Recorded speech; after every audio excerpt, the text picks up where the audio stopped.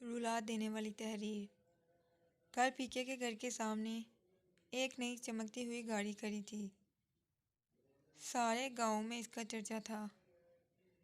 जाने कौन मिलने आया था। मैं जानता था पीका पहली फुर्सत में आकर मुझे सारा माजरा जरूर सुनाएगा। वही हुआ। शाम को बैठक में आकर बैठा ही था कि पीका चला आया। हाल चाल पूछने के बाद कहने लगा, साहब जी, कई साल पहले की बात है, आपको याद है? मासी नूरा होती थी जो पट्टी पर दाने बुना करती थी, जिसका इक्को एक पुत्र था वकार। मैंने कहा, हाँ याद, मैं अपने गांव के लोगों को कैसे भूल सकता हूँ। अल्लाह आपका भला करे साहब जी। वकार और मैं 5वीं जमात में पढ़ते थे। स्कूल में अक्सर वकार के ढिड में पीड़ रहती थी।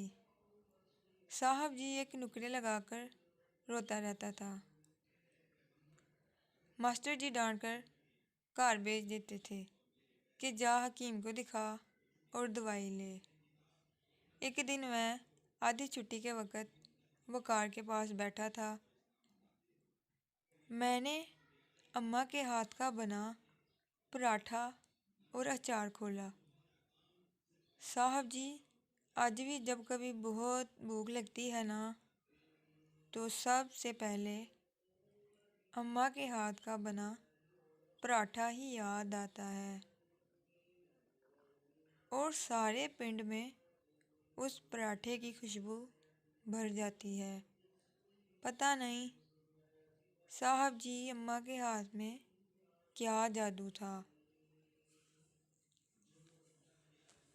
साहब जी, वकार ने पराठे की तरफ देखा और नज़र फेर ली। उस एक नज़र ने उसके ढिड पीड़ के सारे राज खोल दिए। मैंने ज़िंदगी में पहली बार किसी की आंखों में अंदरों की भूख से हलकते देखा।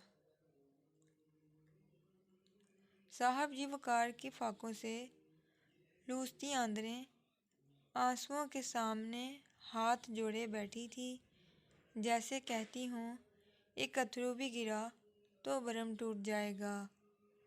वकार का बरम टूटने से पहले मैंने उसकी मिन्नतें करके उसे खाने में शरीक कर लिया। पहली बुरकी ढिड में जाते ही वकार की तड़पती आंदरों ने आंखों के ज़रिए शुक्रिया भेज दिया। मैंने चुपके से हाथ रोक लिया और वकार को बातों में लगाए रखा।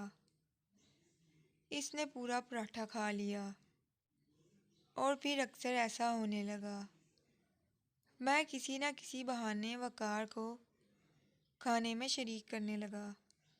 वकार की भूखी आंदरों के साथ मेरे पराठे की पक्की यारी हो गई। और मेरी वकार के साथ होरे किसकी यारी ज़्यादा पक्की थी। मैं स्कूल से घर आते ही भूख भूखी खप मचा देता। एक दिन अम्मा ने पूछ ही लिया, पुत्र, तुझे 7 पराठा बनाकर देती हूँ, खाना भी है कि नहीं? इतनी भूख क्यों लग जाती है? मेरे हाथ पैर फूल जाते हैं।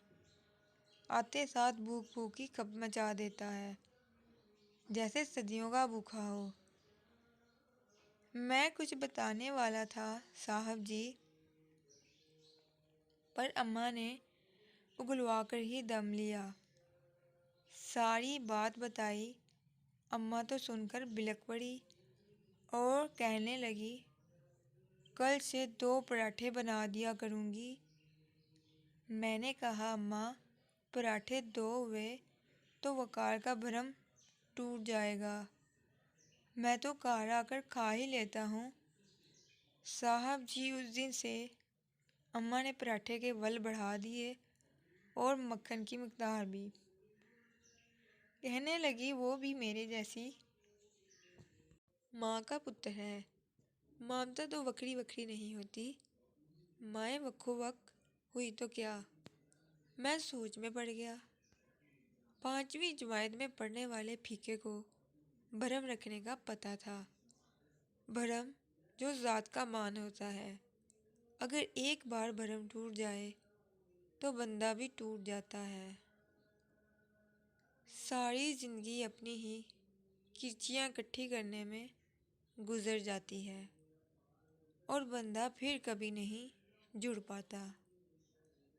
फीके को 5वीं जमात से ही भरम रखने आते थे। इससे आगे तो वो पढ़ ही नहीं सका था और मैं पढ़ा लिखा आला तालीम याफ्ता। मुझे किसी स्कूल ने भरम रखना सिखाया ही नहीं था। साहब जी, इसके बाद अम्मा बहाने बहाने से वकार के कार जाने लगी। देख नूरा, साग बनाया है, चख कर बता कैसा बना है। वकार की अम्मा को पता भी ना चलता और उनका एक डंक टप जाता। साहब जी वकार को पढ़ने का बहुत शौक था। फिर अम्मा ने मामे से कहकर मासी नूरा को शहर में किसी काम पर लगवा दिया। तनख्वाह वकार की पढ़ाई और 2 वक्त की रोटी तय हुई। अम्मा की ज़िंदगी तक मासी नूरा से राब्ता रहा। अम्मा के जाने के चंद माह बाद ही मासी भी गुजर गई। उसके बाद राब्ता ही कट गया। कल वकार आया था, वलायत में रहता है जी। वापस आते ही मिलने चला आया। पढ़ लिख कर बहुत बड़ा अफसर बन गया है। अम्मा के नाम पर लंगर खोलना चाहता है। साहब जी, मैंने हैरान होकर वकार से पूछा, यार लोग स्कूल बनवाते हैं, अस्पताल बनवाते हैं, तू लंगर ही क्यों खोलना चाहता है, और वो भी अम्मा के नाम पर। कहने लगा, फीके, भूख बहुत जालिम चीज़ है, चोर डाकू बना दिया करती है। खाली पेट पढ़ाई नहीं होती, टेढ़पीठ से जान निकलती है। तेरे से ज़्यादा इस बात को कौन जानता है।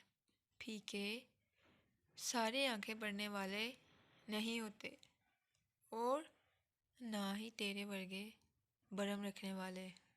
फिर कहने लगा, यार फीके, तुझे आज एक बात बताऊं, जलिया मैं सब जानता हूँ। चंद दिनों के बाद जब पराठे के बाल बढ़ गए थे और मक्खन भी, आधा पराठा खाकर ही मेरा पेट भर जाया करता। अम्मा को हम दोनों में से किसी का भी भूखा रहना मंजूर नहीं था। फीके, वकार फूट फूट कर रो रहा था। अम्मा यहाँ भी बाजी ले गई साहब जी, और मैं भी सोच में डूब गया कि लूसती आंदरों और पराठे की यारी ज़्यादा पक्की थी या फीके और वकार की। भरम की बुनियाद पर कायम होने वाले रिश्ते कभी नहीं टूटा करते। फीका कह रहा था, मुझे अम्मा की वो बात आज भी याद है साहब जी। उसने कहा था, ममता तो वक्री वक्री नहीं होती फीके, माएँ वक्खो वक् हुई तो क्या। उसके हाथ तेजी से पराठे को बल दे रहे थे। 2 रोटियों जितना एक पेड़ा लिया था अम्मा ने साहब जी। मैं पास ही तो चौकी पर बैठा नाश्ता कर रहा था। रोटी बेलते बेलते नमाज का सबक पढ़ाती, मेरे साथ निक्कियां निक्कियां गल्लां करती। आज भी वेड़े में फिरती नज़र आती है। फीका माँ को याद करके रो रहा था।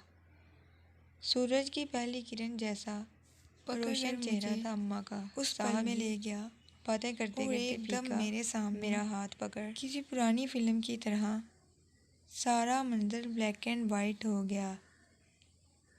जिंदगी के कैनवस पर सिर्फ एक ही रंग बिखरा था, ममता का। सच है, माँ की गोद बच्चे की पहली तरबियत गाह है। आज मुल्क के हालात करप्शन और मसाइल को देखते हुए मैं सोच रहा था, काश सब माएँ फीके की अम्मा जैसी हो जाएं। मैं हर बार फीके से मिलने के बाद वतन की बंद खिड़कियों से छिन छिन कर आती सुनहरी रोशनी को देखता हूँ, रोशनी जो रास्ता तलाश कर ही लेती है।